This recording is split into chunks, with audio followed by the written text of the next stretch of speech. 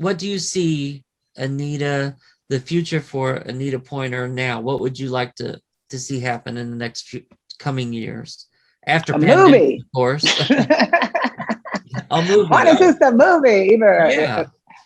I think that would be great. Documentary, a musical, a movie, something to bring all this book and all these things together and have it visual so you could see it. And, you know, because all those things that we did and the things that Fritz wrote about in the book of us being in Oakland during the 60s. Yeah.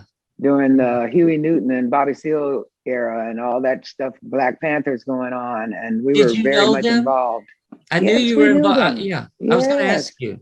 Yeah. Yes, we sure did. We sure did. We knew them pretty well. I knew them, you know, too well, in fact. In some cases. Fritz has a picture of him with Huey in the book. Yeah, there's a picture of me and Huey Newton in the book. And Huey was with us the night he got shot.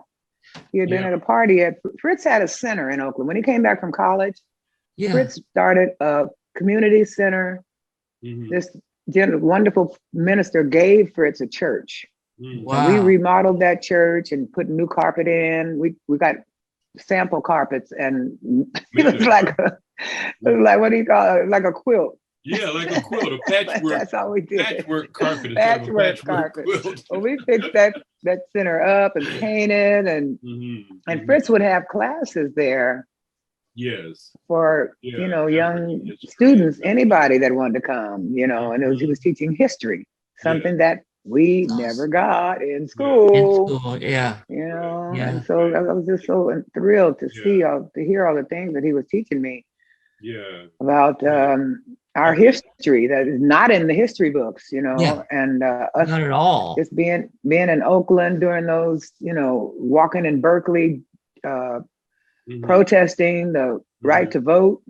You know, I had friends that went to Loudoun County, Alabama, because they couldn't vote at all there. At least I think in California you could vote a little bit, but I think that education too, Larry, would help a lot of young white kids too. They need to develop a respect and knowledge for what other people have achieved in the world. Well, it's almost reprogramming too, Professor, because what we're taught, and I know somebody might not like what I'm saying, but I'm just going to be honest. What we're taught about the Black Panthers is not actually what happened with the Black Panthers. You know, they teach that this is a violent militant group. It was never a violent militant group. It was a community. Let's take care of ourselves. And, you know, we're not waiting we don't want anything from anybody else. We're doing it ourselves. We'll protect ourselves. We're going to keep our people safe.